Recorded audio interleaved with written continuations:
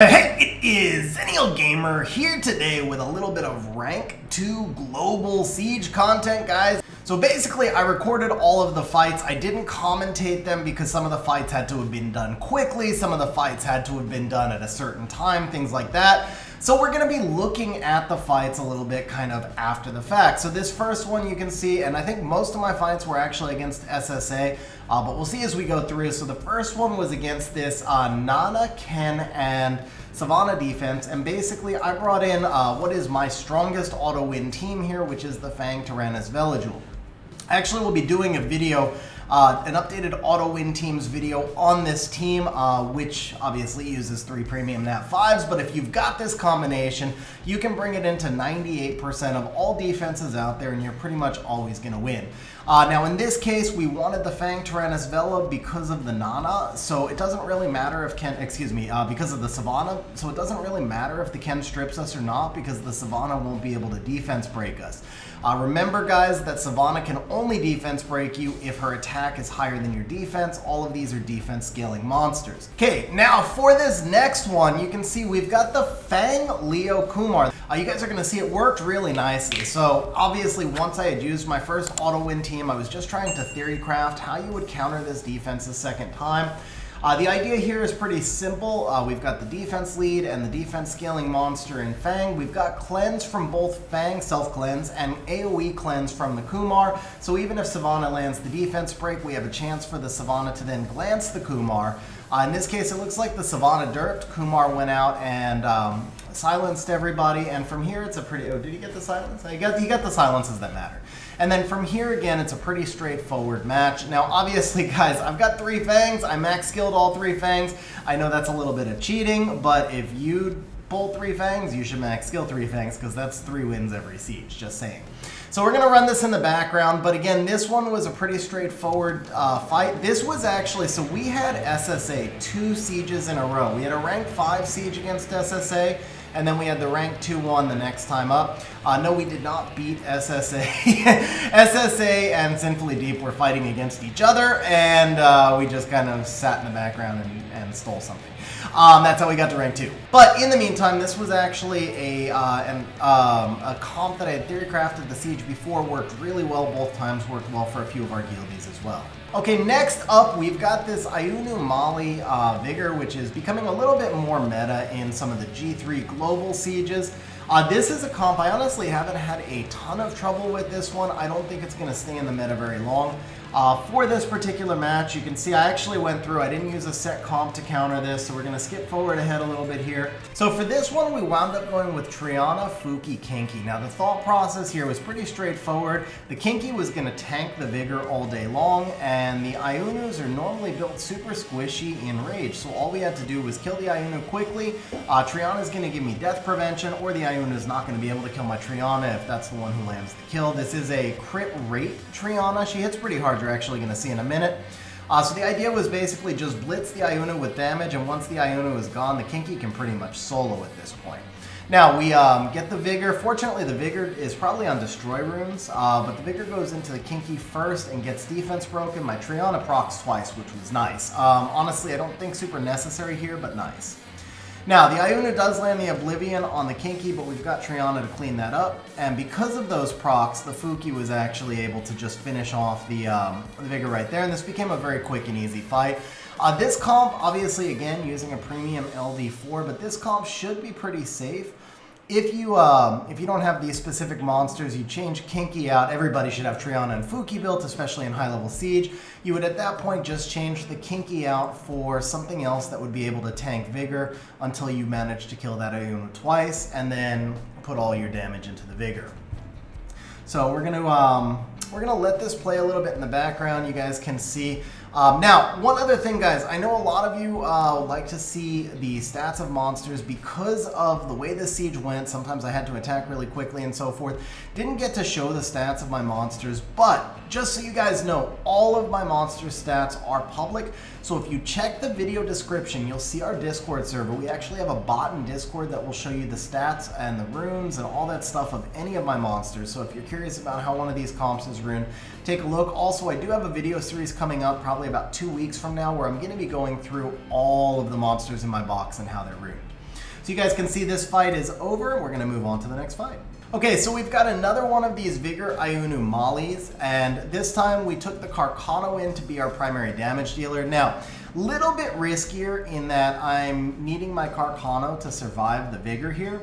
However, Carcano, obviously in Will Runes, I've got tons of sustain, and then again, as soon as that Ayunu goes down, my feeling is that this fight doesn't really matter, because I think my Vigor and my Lulu will beat his Vigor and his Molly. So when we get into the actual fight, you guys will see I do wind up taking first turn. The whole enemy team is on Destroy Runes, which is the meta right now. So Carcano gets into Hidden Aim form. I was kind of banking on that. I had a speed lead, he didn't. I thought the Carcano would get into Hidden Aim, which was going to allow me to tank that Vigor. Carcano does manage to pop the Ayunu right here. We get the Ayunu Revenge, but we had immunity up, so it didn't matter. We do finish off the Ayunu, and then from here, I feel like this is pretty much GG, because I even managed to keep my Carcano. Now, the Destroy Runes on the enemy team definitely do come into play here, with the meta being right now really just everything on Destroy. In a longer fight like this, it can matter, and I do have attribute disadvantage against the Vigor. You can see the glancing right there. Also with Vigor's longer cooldown, obviously I had used my Vigor S3 to go into the Ayunu, so there's a little bit of a risk of procs right here. I was just about to say of the timing of the procs, but we get our own proc coming back. We do get the defense break right there. We get the cleanse from Lulu, and you guys get the idea. From right here, it's pretty much over. We do get the crit from the Carcano, and then me killing this Molly takes about 17 years, so we're going to go ahead and skip over to the next fight. Okay, next up we have maybe my worst comp of the siege. So this is another Ayunu Molly Vigor, and I decided to try, it's like I said, this is really probably my worst comp of the siege. So we're using the Ileana, doesn't give us really that much sustain. We're using the Iris for sustain. We're using the, we're using the Iris to both get sustain and a little bit of CC. So the idea here is the Iris can silence the Vigor as well as the stuns.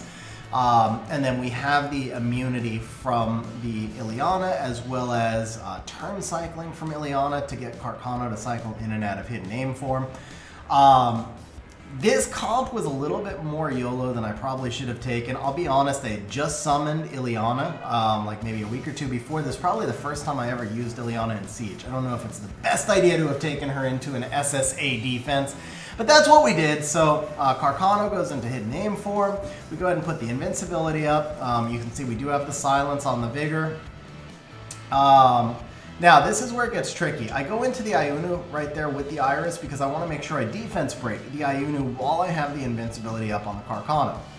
Ayunu goes ahead, takes an extra turn, doesn't really matter. We're going to resurge Carcano. We're going to finish off the Ayunu right here. Nope, we're not! Oh, he gets the glancing. That was almost what cost me the fight right there. That was huge, that glancing.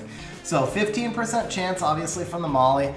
We did really get fortunate. I mean, I put the glancing on Vigor right there with the Ileana on purpose, obviously hoping he would glance against the Carcano, but that didn't guarantee that he was going to. So get Carcano back into Hidden Aim form, resurge him again. The Ayuna's off the field, but now this is where it gets dicey. I still have to land a crit at some point on this Vigor. It means I have to keep this Carcano alive for a really long time. So here we're just trying to turn cycle a little bit while the Carcano's got invincibility on. And I think at this point I don't remember actually if I killed the Molly first, but I think at this point I would have just gone for whoever the defense break landed on. Now the other down thing right there is I had to turn cycle the Ileana, which meant I had to leave the heal block up. Oh no, I got lucky. I got a proc, so that allowed me to cleanse the heal block, which was a big deal. Obviously, we have to keep control of this Vigor. The problem is with Iris going into Vigor, Vigor now tends to be the one who gets defense broken more. We are trying to put the Molly down whenever we can with the Iris. So obviously, Molly is healing back and forth on the Vigor and herself. We get the invincibility up, and there's a glancing hit, which is totally fair. It's 65% chance to glance, so this fight was expected to go forever.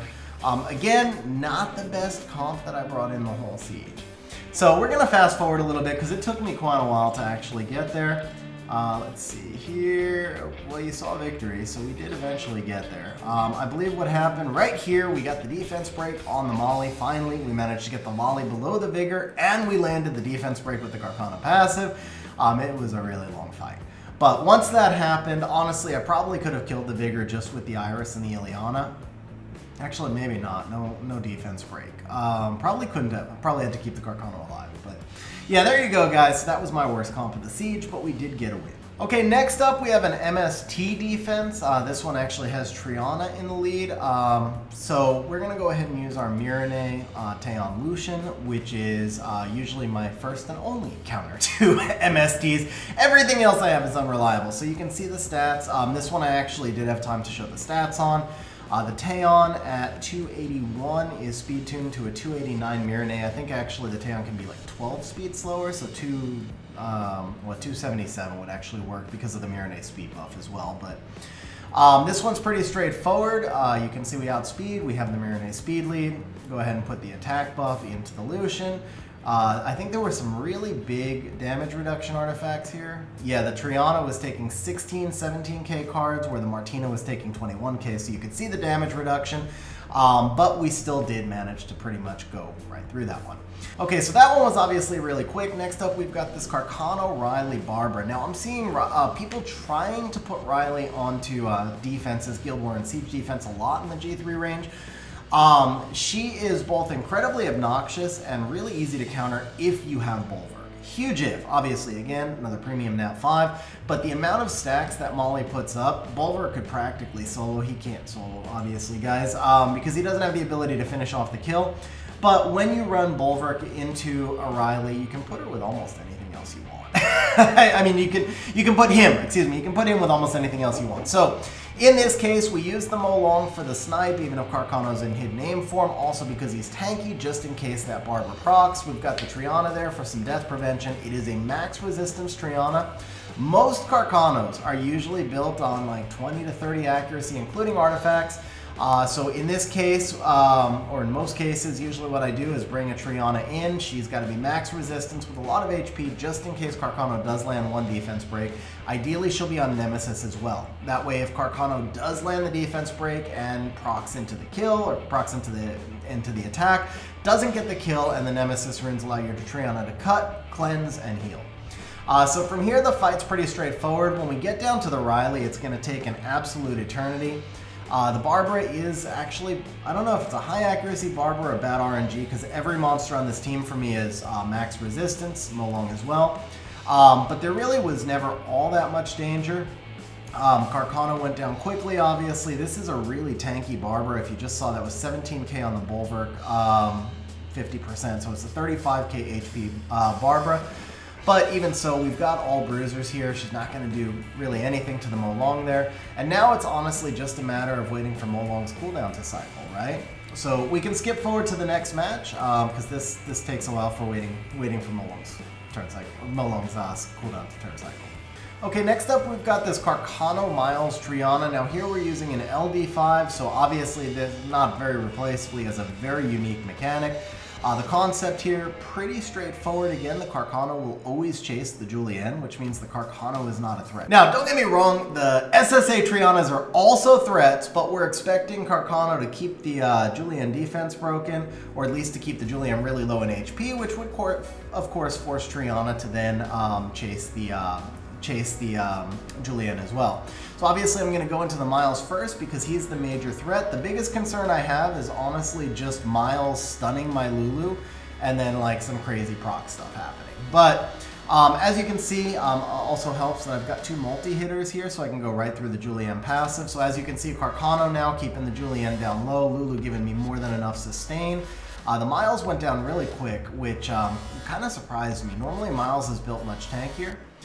Here I went for this stun, but honestly from this point, guys, you can be pretty sure it doesn't matter. Like look, Carcano just got a full-on shot into the Julienne. Doesn't matter. So we will move on to the next fight. Okay, so next up we have got another Carcano Miles Triana. This time we are bringing in Fang, Meihu Wang, which I've actually been using him a lot more lately, guys. I've had him forever. I almost never used him. He is so good in Siege. With Fang, I should give that qualifier. Again, I got 3 Fangs. With Fang, he's amazing in Siege. Probably good in other comps too, but that's how I've been using him. So in this case, we're going with Fang, Meihu Wang, Triana. Obviously, Triana is amazing in Siege, especially if she's well built. So the concept here, of course, Miles is going to keep going into the Mei Hu Wang and stacking him. He cannot stun him, and then the Triana is going to give me that death prevention. Both Fang and Triana give me some additional sustain. Now, even if the Carcano had procced right there, of course, we have the Triana death prevention. So here we're actually going into the Triana first. This is partly because of attribute. And then, well, this is mostly because of attribute, but also because we don't really want the Triana providing sustain, because we have death prevention, but we don't have revive here, and he does have a lot of damage. So you can see that Miles is just popping off really strong. Good proc for me right there. Fang probably kills either way, so I don't know how much that proc mattered, but it did help me turn cycle. From here, I'm like, do I go into water or do I go into hidden aim form? I'm kind of screwed either way. But Fang could mostly solo this, unless he got defense broken. Fang could probably solo this from this point on once the Triana goes down. So at this point, I'm like, do I take the kill? Do I put up counterattack? And I believe I decided to just take the kill, which... no, I put up counterattack, and then I procced and went for the kill, and as you guys saw, that's why I didn't actually take it. With no defense buff, I wasn't confident that I would get the kill. So from here, we do get the kill. It got a little bit closer than I remember, to be honest. Maybe this was actually my worst comp of the siege, I don't know. But again, all of my Fangs are built the same way, max resistance, and I bring them into Carcano a lot, so you can see we just got the res there because Carcano usually built with that like 25-ish accuracy. So when you bring in max res monsters against him, it really does help mitigate the danger of his defense breaks. Okay, we've got another Carcano, Triana, Miles here. So this time we went with Triana, Laika, and my brand new Icarus. So I had a good week with LD summons, guys. But yes, anyway, so I actually pulled 2 Icaruses in a week. Go figure. I went from having none after 3,000 LD summons to 2 in a week. But okay, so here we go. Next up, we are using Triana, Laika, Icarus. Again, max resistance Triana, all the same stuff I talked about to kind of mitigate the Carcano. In this case, the Laika is being brought in because Miles is a single target water hitter, so Miles targets Laika. Laika has a chance to revenge. Icarus is here basically to give me some really big damage and a little bit of extra sustain. Now, the other thing that I liked about the Laika right here is obviously that he can't glance, so while the Carcano is in hidden aim form, he can't glance. However, there was a little problem here. I have since corrected this. I had not used Laika in about a year. I forgot to check his runes before I went into the match, and if you guys noticed, he didn't crit. It's because his crit rate was like 74. So yes, he can't glance, but he's not guaranteed to crit. He did absolutely freaking nothing in this match, guys. He was a good pick right here, but I really should have made sure he was freaking ruined before I used him. So anyway, we put the Icarus into the Carcano right there because once I missed that first crit, I decided I just needed to proc through the Triana passive. I was worried the Laika wasn't going to survive. And so here we go. We miss another crit! We miss another crit! 74%! Comp to Us actually did fix the crit rate bug, guys. Apparently it's legit. I also think he was a little higher than 74. I think it was like 78. But still, his build was terrible. It was like a year-old build. But we get the Carcano down at this point. Now, again, we can't glance on the water unit, so and we do, of course, still have the Icarus, and we have a crit rate Triana that's going to hit reasonably hard. Actually, no, never mind. 2,500 damage. I guess this was not a crit rate Triana. So it's all about the useless Laika right here. No, the Icarus did work pretty well. That dot right there finishes things off. So that'll bring us to the end of this siege, guys. I'll bring your attention right up there to that 10-0 in a rank 2 siege against SSA. Obviously, there was no crazy bad RNG for me, which is always a huge deciding factor, right? You guys saw the fights. There was 1 or 2 comps in there that definitely could have lost if the enemy went proc wild, but for the most part, I felt like this was a really solid siege. Fun part for me was going into my box and using a lot of monsters that were not in set comps, because most of the time, for those of you who watch stream, you guys know most of the time these days, I can't stand looking through my box of 486 stars, so I just stick with set comps because I can never find anything, but this was a big siege for us, and I actually was able to go through, spend some time, use some new monsters, use a Laika that had no freaking runes on him. But yeah, there you go, guys. So on that note, guys, as always, I appreciate you watching. I hope you enjoyed the video, and we'll see you next time. Hey, it is Zennial. Oh, no, wait, this is the outro. My bad. Hey guys, if you want to see more content, please smash that like button, subscribe to the channel, turn on the bell notifications. It's your support that makes me want to create continuing content. I thank you guys for the support, as always, and we'll see you in the next video.